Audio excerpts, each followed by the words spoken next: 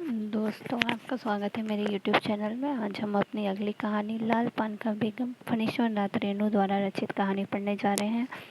यह कहानी ठुमरी कहानी संग्रह में संकलित है, जिसमें कुल 9 कहानियाँ हैं और यह कहानी संग्रह 1900 या लाल पान की बेगम कहानी 1959 में प्रकाशित होती। आइए शुरू करते हैं। लाल पान की बेगम। क्यों बिरजू की माँ नाच देखने नहीं जाएगी क्या? बिरजू की माँ शकरकंद उबाल कर बैठी ही मन कुढ़ रही थी अपने अपने आंगन में।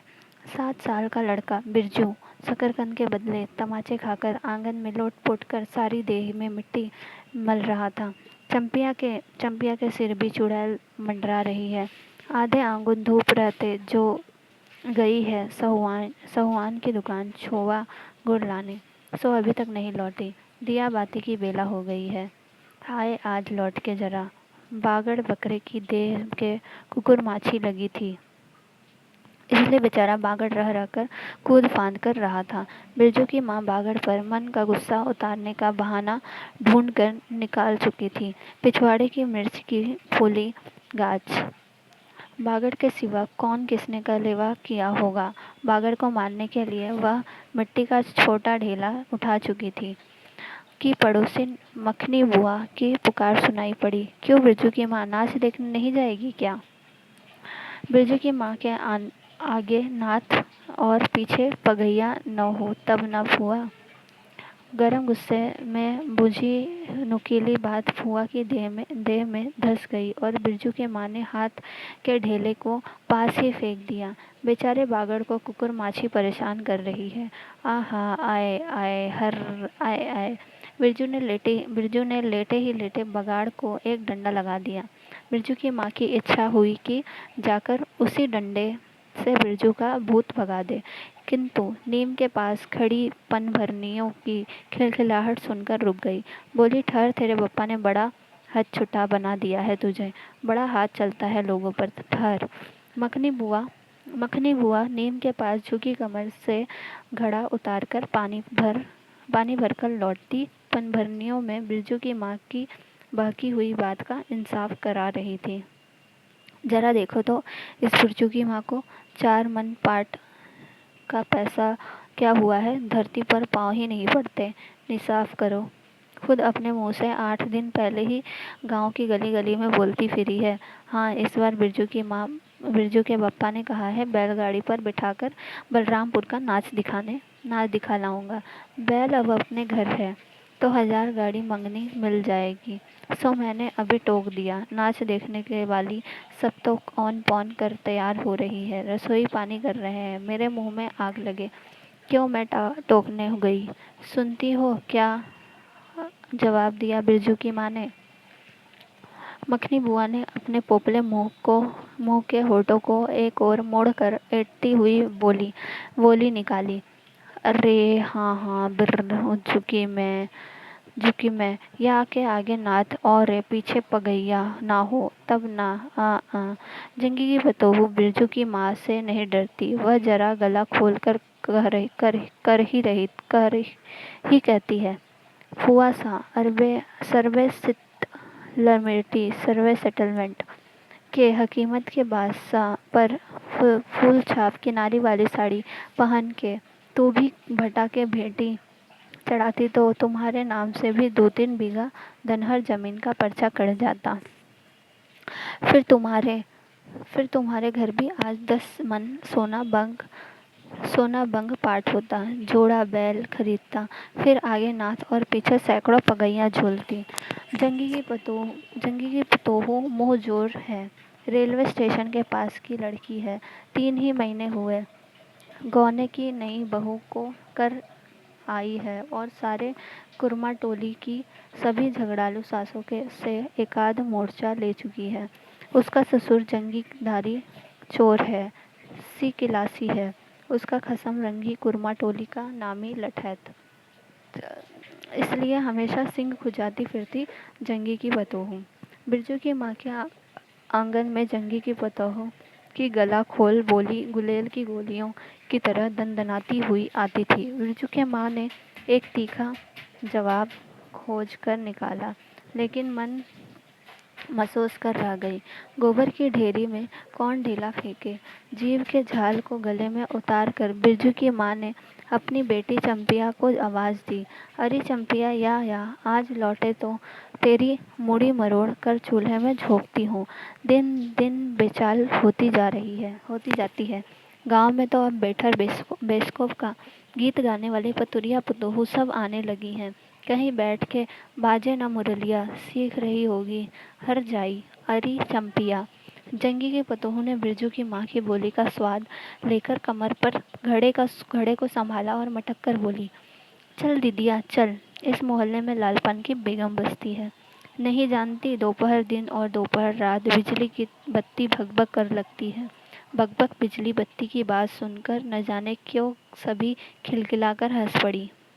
फुआ की टूटी हुई दांत पंक्तियों के बीच से एक मीठी गाली निकली, शैतान की नानी। मखनी बुआ ने कहा था, शैतान की नानी। बिरजू की माँ की आंखों पर मानो किसी ने तेज टॉर्च की रोशनी डालकर चौंधिया दिया। बकबक बिजली बत्ती। 3 साल पहले सरते कैंप के बाद गांव की जलन दाढ़ी औरतों ने एक कहानी गढ़ के फैलाई थी। चंपिया की माँ के आंगन में रात भर बिजली बत्ती भुभुकाती थी। चंपिया की माँ के आंगन में नोक वाले जूते की छाप घोड़े की टाप की तरह जलो जलो और जलो। चंपिया की माँ के आंगन में चांदी जैसे पाट सूखते देखकर चलने वाली सब औरतें खलिहान पर सोनौली धान के बोझों को देखकर बैंगन का भुर्ता हो जाएंगी। मिट्टी के बर्तन से टपकते हुए छोवा गुड़ को उंगलियों से चाटती हुई चंपिया आई और माँ के तमाचे खाकर चीख पड़ी, मुझे क्यों मारती है? सौवाइन जल्दी से सौदा नहीं देती। सौवाइन जल्दी सौदा नहीं देती कि नानी एक सौवाइन की दुकान पर मोती झरते हैं जो जड़ गाड़ कर बैठी हुई थी। बोल, गले पर लात देकर कल्ला तोड़ दूंगी हर जाई। जो फिर कभी बाजे न मुरलिया गाते सुना। चाल सीखने जाती है ट्यूशन की छोकरियों से। बिरजू के माँ ने चुप होकर अपनी आवाज़ अंदाजी की। उसकी बात जंगी के झोपड़े तक साफ साफ पहुंच गई। बिरजू बिरजू बीती हुई बातों को बोलकर उठ खड़ा हुआ था और धूल झाड़ते हुए बर्तन से टपकते गुड़ को ललचाई निगाह से देखने लगा था। दीदी के साथ वह भी दुकान जाता तो दीदी उसे भी गुड़ चटाती जरूर। वह शकरकंद के लोभ में रहा और मांगने पर माँ के शकरकंद के बदले, ए मैया एक उंगली गुड़ दे दे। बिरजू ने तलहटी फैलाई। दे ना मैया, एक रत्ती भर। एक रत्ती क्यों? उठा के बर्तन को फेंक आती हूँ पिछवाड़े में, जाके चाटना। नहीं बनेगी मीठी रोटी। मीठी रोटी खाने का मुंह होता है। बिरजू की माँ ने उबले शकरकंद का सूप रोती हुई चंपिया के सामने रखते हुए कहा, बैठ के छिलके उतार, नहीं तो अभी 10 साल की चंपिया जानती है शकरकंद छिलते समय कम से कम 12 बार माँ उसे बाल पकड़कर झकझोरेगी, छोटी छोटी खोट निकालकर गालियाँ देगी। पाँव फैला के क्यों बैठी है उस तरह बेलज्जी? चंपिया माँ के गुस्से को जानती है। बिरजू ने इस मौके पर थोड़ी सी खुशामद करके देखा, मैया मैं भी बैठकर शकरकंद छीलूं? नहीं, माँ ने झिड़क दी। एक शकरकंद छीलेगा और 3 पेट में। जाके सिद्धू की बहू से कहो 1 घंटे के लिए कढ़ाई मांग कर ले गई तो फिर लौटाने का नाम नहीं, जा जल्दी। किसके? सिद्धू की बहू कढ़ाई लेकर गई है। मुंह लटकाकर आंगन से निकलते निकलते बिरजू ने शकरकंद और गुड़ पर निगाहें दौड़ाई। चंपिया ने अपने इबरे केस की ओट से माँ की ओर देखा और नजर बचाकर चुपके से बिरजू की ओर एक शकरकंद फेंक दिया। बिरजू भागा। सूरज भगवान डूब गए। दिया बत्ती की बेला हो गई। अभी तक गाड़ी। चंपिया बीच में ही बोल उठी, कोयरी टोले में किसी ने गाड़ी नहीं दी भई मैया। बप्पा बोले, माँ से कहना सब ठीक ठाक करके तैयार रहें, मलदहिया टोली के मियाँजन की गाड़ी लाने जा रहा हूँ। सुनते ही बिरजू की माँ का चेहरा उतर गया। लगा छाते की कमानी उतर गई। घोड़े के अचानक कोयरी टोले में किसी ने गाड़ी मंगनी नहीं दी। तब मिल चुकी गाड़ी। अब जब अपने गांव के लोगों की आंख में पानी नहीं तो मलदहिया टोली के मियाँजान की गाड़ी का क्या भरोसा? न 3 में न तरह में।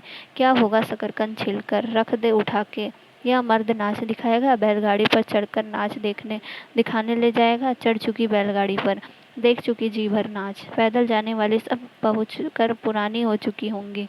बिरजू छोटी कड़ाही सिर पर औंधा कर वापस आया। देख दीदिया, मिलिट्री टोपी, इस पर 10 लाठी मारने पर भी कुछ नहीं होता। चंपिया चुपचाप बैठी रही, कुछ बोली नहीं, जरा सी मुस्कुराई भी नहीं। बिरजू ने समझ लिया कि मैया का गुस्सा अभी उतरा नहीं है पूरे तौर से। मड़ैया के अंदर से बागड़ को बाहर भगाती हुई बिरजू की माँ बड़बड़ाई, कल ही पचकौड़ी कसाई के हवाले करती हूँ। राकस, तुझे हर चीज में मुंह लगाएगा। चंपिया, बांध दे बागड़ को, खोल दे गले की घंटी। हमेशा टुनुर टुनुर मुझे जरा नहीं सुहाता है। टुनुर टुनुर सुनते ही बिरजू को सड़क से जाती हुई बैलगाड़ियों की याद हो आई। अभी बबुआन टोले की गाड़ियां नाच देखने जा रही थी। झुनुर झुनुर बैलों की झुमकी तुमने सू। बेसी बकबक मत करो, बागड़ के गले झुमकी खोलती बोली चंपिया। चंपिया, डाल दे चूल्हे में पानी। बप्पा आवे तो कहना कि अपने उड़न जहाज पर चढ़कर नाच देखे आए। मुझे नाच देखने का शौक नहीं, मुझे जगायो मत कोई, मेरा माथा दुख रहा है। मड़ैया के ओसारे पर बिरजू ने फिसफिसास के पूछा, क्यों दीदिया, नाच में उड़न जहाज भी उड़ेगा? चटाई पर कथरी ओढ़कर बैठती हुई चंपिया ने बिरजू को चुपचाप अपने पास बैठने का इशारा किया। मुफ्त में मार खाएगा बेचारा। बिरजू ने बहन की कथरी में हिस्सा बांटते हुए चुक्की मुक्की लगाई। जाड़े के समय इस तरह घुटने पर ठुड्डी रखकर चुक्की मुक्की लगाना सीख चुका है वह। उसने चंपिया के कान के पास मुंह ले जाकर कहा, हम लोग नाच देखने नहीं जाएंगे। गांव में एक पंछी भी नहीं है, सब चले गए। चंपिया को तिल भर भी भरोसा नहीं। संझा तारा डूब रहा है, बप्पा अभी तक गाड़ी लेकर नहीं लौटे। 1 महीना पहले से ही मैया कहती थी, बलरामपुर के नाच के दिन मीठी रोटी बनेगी, चंपिया छीट की साड़ी पहनेगी, बिरजू पैंट पहनेगा बैलगाड़ी पर चढ़कर। चंपिया की भीगी पलकों पर एक बूंद आंसू आ गया। बिरजू का भी दिल भर आया। उसने मन ही मन में इमली पर रहने वाला जिन बाबा को एक बैंगन कबूला, गाछ का सबसे पहला बैंगन। उसने खुद जिस पौधे को रोपा है, जल्दी से गाड़ी लेकर बप्पा को भेज दो जिन बाबा। मड़ैया के अंदर बिरजू की माँ चटाई पर पड़ी करवटें ले रही थी। पहले से किसी बात का मंसूबा नहीं बांधना चाहिए किसी को। भगवान ने मंसूबा तोड़ दिया। उसको सबसे पहले भगवान से पूछना है, यह किस चूक का फल दे रहे हो भोला बाबा। अपने जानते उसने किसी देवता पितर की मान मनौती बाकी नहीं रखी। सर्वे के समय जमीन के लिए जितनी मनौतियाँ की थी, ठीक ही तो महावीर जी का रोट तो बाकी ही है। हाय रे देव, भूल चूक माफ करो महावीर बाबा। मनौती दुनी करके चढ़ाएगा बिरजू की माँ। बिरजू की माँ के मन में रह रहकर जंगी की पतोह की बातें चुभती हैं। भग भग बिजली बत्ती, चोरी चमारी करने वाली की बेटी पतोह जलेगी नहीं। 5 बीघा जमीन क्या हासिल की है बिरजू के पप्पा ने। गांव की भाई खोखियों की आंखों में किरकिरी पड़ गई है। खेत में पाट लगा देखकर गांव के लोगों की छाती फटने लगी। धरती फोड़कर पाट लगा है। वैसाखी बदलों की तरह उमड़ते आ रहे हैं पाट के पौधे, तो अलान तो फलान। इतनी आंखों की धार भला फसल सहे। जहाँ 15 मन पाट होना चाहिए, जिस 10 पन पाट काटा पर तौल के ओजन हुआ भगत के यहाँ। इसमें जलने की क्या बात है भला। बिरजू के बप्पा ने तो पहले ही कुरमा टोली के एक आदमी को समझा के कहा, जिंदगी भर मजदूरी करते रह जाओगे, सर्वे का समय हो रहा है, लाठी कड़ी करो तो 2-4 बीघे जमीन हासिल कर सकते हो। सो गांव की किसी पुतखौकी की भतार सर्वे के समय बाबू साहेब के खिलाफ खासा भी नहीं। बिरजू के बप्पा को कम सहना पड़ा है। बाबू साहेब गुस्से से सर्कस नाच के बाघ की तरह घूमड़ते रह गए। उनका बड़ा बेटा घर में आग लगाने की धमकी देकर गया। आखिर बाबू साहब ने अपने सबसे छोटे लड़के को भेजा। बिरजू की माँ को मौसी कह के पुकारा। यह ज़मीन बाबूजी ने मेरे नाम से खरीदी थी। मेरी पढ़ाई लिखाई उसी ज़मीन की उपज से चलती है। और भी कितनी बातें। खूब मोहना जानता है। उतना जरा सा लड़का जमींदार का बेटा है कि। चंपिया बिरजू सो गया। चंपिया बिरजू सो गया क्या? यहाँ आजा बिरजू, अंदर आ, तू भी आजा चंपिया। भला आदमी आए तो एक बार आज। बिरजू के साथ चंपिया अंदर चली गई। डिबरी बुझा दे, बुप्पा बुलाए तो जवाब मत देना, खपच्ची गिरा दे। भला आदमी रे, भला आदमी, मुंह देखो जरा इस मर्द का। बिरजू की माँ दिन रात मंझा न देती रहती तो ले चुके थे जमीन। रोज आकर माथा पकड़ के बैठ जाए, मुझे जमीन नहीं लेनी है। बिरजू की माँ, मंजूरी ही अच्छी, जवाब देती थी बिरजू की माँ खूब सोच समझ के। छोड़ दो अब, जब तुम्हारा कलेजा ही स्थिर नहीं होता है तो क्या होगा। जोरू जमीन जोर के, नहीं तो किसी और के। बिरजू के बाप पर बहुत तेजी से गुस्सा चढ़ता है, चढ़ता ही जाता है। बिरजू की माँ का भाग ही खराब है, जो ऐसा गोबर गणेश घरवाला उसे मिला। कौन सा शौक मौज दिया है उसके मर्द ने, कोल्हू के बैल की तरह खट कर सारी उम्र काट दी। इसके यहाँ कभी एक पैसे की जलेबी भी लाकर लाकर दी है उसके खसम ने। पाट का दाम भगत के यहाँ से ले ले, भगत के यहाँ से लेकर बाहर ही बाहर बैल हटट्टा चले गए। बिरजू की माँ को एक बार नमरी लोट देखने भी नहीं दिया आँख से। बैल खरीद लाए, उसी दिन से गांव में ढिंढोरा पीटने लगे। बिरजू की माँ इस बार बैलगाड़ी पर चढ़कर जाएगी नाच देखने, दूसरे की गाड़ी की भरोसे नाच दिखाएगा। अंत में उसे अपने आप पर क्रोध हो आया। वह खुद भी कुछ कम नहीं, उसकी जीभ में आग लगे। बैलगाड़ी पर चढ़कर नाच देखने की लालसा किसी कुसमय में उसके मुंह से निकली थी। भगवान जाने, फिर आज सुबह से दोपहर तक किसी न किसी बहाने उसने 18 बार बैलगाड़ी पर नाच देखने की चर्चा छेड़ी। कितनी बार? 18 बार बैलगाड़ी पर नाच देखने की चर्चा छेड़ी है। लो तुम देखो नाच, कथरी की नीचे दुसाले का सपना। कल भोरे पानी भरने के लिए जब जाएगी पतली जीभ वाली बतुरिया, सब हंसती जाएंगी। सभी जलते हैं उससे। हाँ भगवान, दाढ़ी जार भी, 2 बच्चों की माँ होकर भी वह जस की तस है। उसका घरवाला उसकी बात में रहता है। वह बालों में गरी का तेल डालती है। बालों में क्या डालती? गरी का तेल। उसकी अपनी ज़मीन है, किसी के पास एक ज़मीन भी अपने इस गांव में। जलेंगे नहीं, 3 बीघे में धान लगा हुआ है। अगहनी लोगों की भीड़ से बचे तब तो। बाहर बैलों की घंटियां सुनाई पड़ी, तीनों सतर्क हुए, उत्कण्ठ होकर सुनते रहे। अपने ही बैलों की घंटी है, क्यों रे चंपिया? चंपिया और बिरजू ने प्रायः एक ही साथ कहा, चुप, बिरजू की माँ ने फिसफिसा कर कहा। शायद गाड़ी भी है, गड़गड़ाती है ना। दोनों ने फिर हुंकारी भरी। चुप, गाड़ी नहीं है, तू चुपके से टट्टी में छेद करके देख तो आ चंपी, भाग के आ चुपके चुपके। चंपिया बिल्ली की तरह हौले हौले पाँव से टट्टी के छेद से झाँक आई। हाँ मैया, गाड़ी भी है। बिरजू हड़बड़ा कर उठ बैठा। उसकी माँ ने उसका हाथ पकड़कर सुला दिया। बोले मत।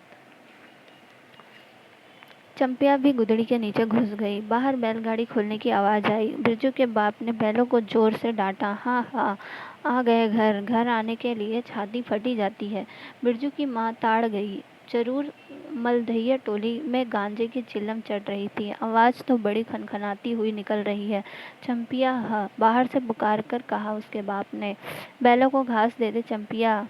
अंदर से कोई जवाब नहीं आया। चंपिया के बाप ने आंगन में आकर देखा तो न रोशनी, न चिराग, न चूल्हे में आग। बात क्या है? नाच देखने उतावली होकर पैदल हो चली गई क्या? बिरजू के गले में खसखसाहट हुई और उसने रोकने की पूरी कोशिश भी की, लेकिन खांसी जब शुरू हुई तो पूरे 5 मिनट तक वह खांसता रहा। बिरजू, बेटा बिरजमोहन, बिरजू के बाप ने पुचकाकर बुलाया। मैया गुस्से के मारे सो गई क्या? अरे भाई, तो लोग जा ही रहे हैं। बिरजू की माँ के मन में आया कि कस कर जवाब दे, नहीं देखना है नाच, लौटा दो गाड़ी। चंपिया, उठती क्यों नहीं? ले धान की पंच सीख रख दे। ले धान के 25 रख दे। धान की बालियों का छेटा झब्बा झोपड़े के ओसरे पर रखकर उसने कहा, दिया वालों। बिरजू की माँ उठकर ओसारे पर आई। 1.5 पहर रात को गाड़ी लाने की क्या जरूरत थी? नाच तो अब खत्म हो रहा होगा। डिबरी की रोशनी में धान की बालियों का रंग देखते ही बिरजू की माँ के मन का सब मैल दूर हो गया।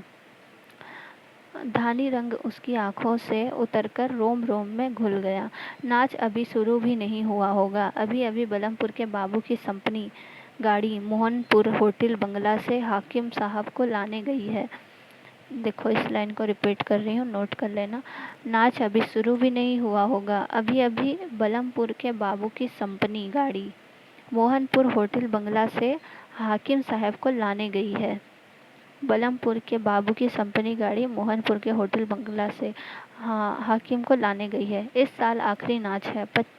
पंचशीश टट्टी में खोजते अपने खेत का है। अपने खेत का? हुलसती हुई बिरजू की माँ ने पूछा।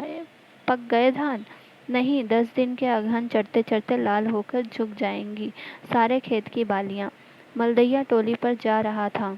अपने खेत में धान देखकर आंखें जुड़ा गई। सच कहता हूँ, पंचशीश तोड़ते समय उंगलियां कांप रही थी मेरी। बिरजू ने धान की एक बाली के एक धान लेकर मुंह में डाल लिया और उसकी माँ ने एक हल्की डांट दी। कैसा लुक्कड़ है रे तू? इसे दुश्मनों के मारे कोई नेम धर्म बचे। क्या हुआ? डांटती क्यों है? नवान के पहले ही नया धान जुटा दिया, देखते नहीं? अरे, इन लोगों का सब कुछ माफ है। चरी चरी चिरऊ चुरमुन है यह लोग। दोनों के मुंह में नवान के पहले नया अन्न न पड़े। इसके बाद चंपिया ने भी धान की बाली से 2 धान लेकर दांतों तले दबाए। ओ मैया, इतना मीठा चावल और गमकता भी है न दीदिया। बिरजू ने फिर मुंह में धान लिया। रोटी पोटी तैयार कर चुकी क्या? बिरजू के बाप ने मुस्कुराकर पूछा। नहीं, मान भरे सुर में बोली बिरजू की माँ। जाने का ठिकाना नहीं। और रोटी बनाती। वाह, खूब खूब खूब हो तुम लोग। जिसके पास बैल है उसे गाड़ी मांगने नहीं मिलेगा भला? गाड़ी वालों को भी कभी बैल की जरूरत होगी? पूछूंगा तब कोरिया टोली वालों से। ले, जल्दी से रोटी बना ले, देर नहीं होगी। अरे, टोकरी भर रोटी तू पलक मारते बना देती है। 5 रोटियां बनाने में कितनी देर लगेगी? अब बिरजू की माँ होठों पर मुस्कुराहट खुलकर खेलने लगी। उसने नज़र बचाकर देखा, बिरजू का बप्पा उसकी ओर एकटक निहार रहा है। चंपिया और बिरजू न होते तो मन की बात हंसकर खोलने में देर न लगती। चंपिया और बिरजू ने एक दूसरे को देखा और खुशी से उनके चेहरे जगमगा उठे। मैया बेकार गुस्सा हो रही थी। चंपी जरा घेलसार में खड़ी होकर मखनी फुआ को आवाज़ दे दो। ए फुआ, सुनती हो फुआ, मैया बुला रही है। फुआ ने कोई जवाब नहीं दिया, किंतु उसकी बड़बड़ाहट स्पष्ट सुनाई पड़ी। हाँ, अब फुआ को क्यों गुहराती है? सारे टोले में बस एक फुआ ही तो बिना नाथ पगिया वाली है। अरे फुआ, बिरजू की माँ ने हंसकर जवाब दिया। उस समय बुरा मान गई थी कि अनाक पहिए वालों को आकर देखो, दोपहर रात में गाड़ी लेकर आया है। आ जाओ फुआ, मैं मीठी रोटी पकाना नहीं जानती। फुआ कांगती खांसती आई। इसी के घड़ी पहर दिन रहते ही पूछ रही थी कि नाच देखने जाएगी क्या? कहती तो मैं पहले से ही अपनी अंगीठी यहाँ सुलगा जाती। बिरजू की माँ ने फुआ को अंगीठी दिखला दी और कहा, घर में अनाज दाना वगैरह तो कुछ है नहीं। एक बागड़ है और कुछ बर्तन बासन, सो रात भर के लिए यहाँ तंबाकू रख जाती हूँ। अपना हुक्का ले आई हो ना फुआ? फुआ को तंबाकू मिल जाए तो रात भर के 5 रात बैठ कर जाग सकती है। फुआ ने अंधेरे में टटोलकर तंबाकू का अंदाज किया। ओहो, हाथ खोलकर तंबाकू रखा है बिरजू की माँ ने। और एक वह सवाइन, राम कहो, उस रात को अफीम की गोली की तरह एक मटर भर तंबाकू रखकर चली गई गुलाब बाग मेले। और कहाँ चली गई? गुलाब बाग मेले। और कह गई कि डिब्बी भर तंबाकू है। बिरजू की माँ चूल्हा सुलगाने लगी। चंपिया ने शकरकंद को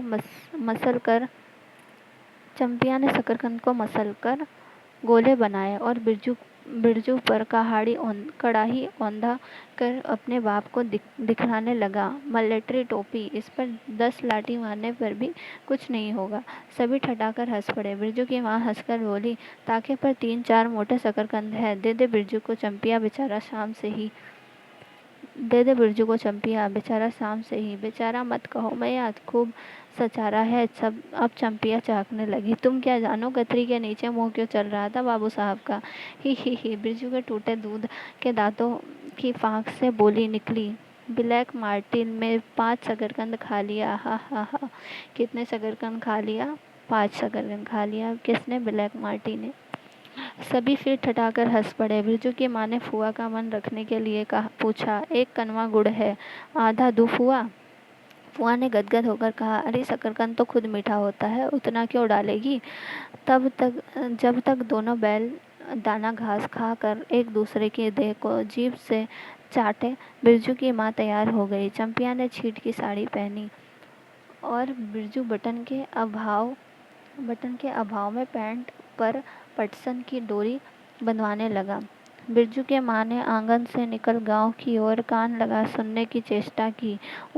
इतनी देर तक भला पैदल जाने वाले रुके रहेंगे? पूर्णिमा का चांद सिर पर आ गया है। बिरजू की माँ ने असली रूपा मांग टीका पहना है आज पहली बार। बिरजू के पापा को हो क्या गया है? गाड़ी जोतता क्यों नहीं? मुंह की ओर एकटक देख रहा है, मानो नाच की लाल पान की। गाड़ी पर बैठते ही बिरजू की माँ की देह में एक अजीब गुदगुदी लगने लगी। उसने बांस की बिल्ली को पकड़कर कहा, गाड़ी पर अभी बहुत जगह है, जरा दाहिनी सड़क से गाड़ी हाँकना। बैल जब दौड़ने लगे और पहिया जब चू-चू करके घुरघुराने लगा तो बिरजू से नहीं रहा गया। उड़न जहाज की तरह उड़ाओ बप्पा। गाड़ी जंगी के पिछवाड़े पहुंची। बिरजू की माँ ने कहा, जरा जंगी से पूछो ना, उसकी पुतोहू नाच देखने चली गई क्या? गाड़ी के रुकते ही जंगी के झोपड़े से आती हुई रोने की आवाज़ स्पष्ट हो गई। बिरजू के पप्पा ने पूछा, अरे जंगी भाई, काहे कन्न रोहट हो रहा है आंगन में? जंगी घूर ताप रहा था। बोला, क्या पूछते हो? रंगी बलरामपुर से लौटा नहीं। कौन रंगी? बलरामपुर से लौटा नहीं। पुतोहिया नाच देखने कैसे जाए? आसरा देखते देखते उधर गांव की सभी औरतें चली गई। अरे ट्यूशन वाली तो रोती है काहे? बिरजू की माँ ने पुकार कर कहा, आ जा, झट से कपड़ा पहनकर, सारी गाड़ी पड़ी हुई है बेचारी, आ जा जल्दी। अगर बगल के झोपड़े से राधे की बेटी सुनरी ने कहा, काकी गाड़ी में जगह है, मैं भी जाऊंगी। किसकी? राधे की बेटी सुनरी ने। बांस की झाड़ी के उस पार लरेना खवास का घर है, उसकी बहू भी नहीं गई है, गिलट का झुमकी कड़ा पहनकर झमकती आ रही है। आ जा, ओ बाकी रह गई है, सब आ जाएं जल्दी। जंगी की पुतोहू लरेना की बीवी और राधे की बेटी सुनरी तीनों गाड़ी के पास आई। बैल ने पिछला पैर फेंका। बिरजू के बाप ने एक भद्दी गाली दी, साला लताड़ मारकर लंगड़ी बनाए पतोहू के। सभी ठठाकर हंस पड़े। बिरजू के बाप ने घूंघट में झुकी दोनों पतोहू को देखा। उसे अपने खेत की झुकी हुई बालियों की याद आ गई। जंगी की पतोहू का गौना 3 मास पहले हुआ है। कब हुआ है? जंगी की पतोहू का गौना 3 मास पहले ही हुआ है। गौने की रंगीन साड़ी से कड़वे तेल और लठवा सिंदूर की गंध आ रही है। बिरजू की माँ को अपने गौने की याद आई। उसने कपड़े की गठरी से 3 मीठी रोटियां निकाल कर कहा, खा ले एक एक करके, सिमराह के सरकारी कूप में पानी पी लेना। गाड़ी गांव के बाहर होकर धान के खेतों के बगल से जाने लगी। चांदनी कार्तिक की, खेतों से धान के झड़ते फूलों की गंध आती है। बांस की झाड़ी में कहीं दूधी की लता फूली है। जंगी की पतोहू ने एक बड़ी सुलगा कर बिरजू की माँ की ओर बढ़ाई। बिरजू की माँ को अचानक याद आई, चंपिया, सुनरी, लरेना की बीवी और जंगी की पुतोहू, ये चारों ही गांव में बैसकोफ का गीत गाना जानती हैं खूब।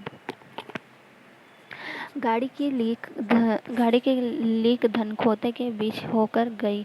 चारों ओर गौने की साड़ी की खसखसाहट जैसी आवाज़ होती है। बिरजू की माँ के माथे के मांग टिक्के पर चांदनी छिटकती है। अच्छा, अब एक बाइस्कोप का गीत गीत गा तो चंपिया, डरती है काहे? जहाँ भूल जाओगी बगल में मास्टरनी बैठी है ना, बैठी ही है। दोनों पतोहुओं ने तो नहीं, किंतु चंपिया और सुनरी ने खखार कर गला साफ किया। बिरजू के बाप ने बैलों को ललकारा, चल भैया और जरा जोर से गा रे चंपिया, नहीं तो बैलों को धीरे धीरे चलने को कहूँगा। जंगी की पतोहू ने चंपिया के कान के पास घूंघट ले जाकर कुछ कहा और चंपिया ने धीमे से शुरू किया, चंदा की चांदनी। कौन सा गाना गाया था चंपिया ने? चंदा की चांदनी।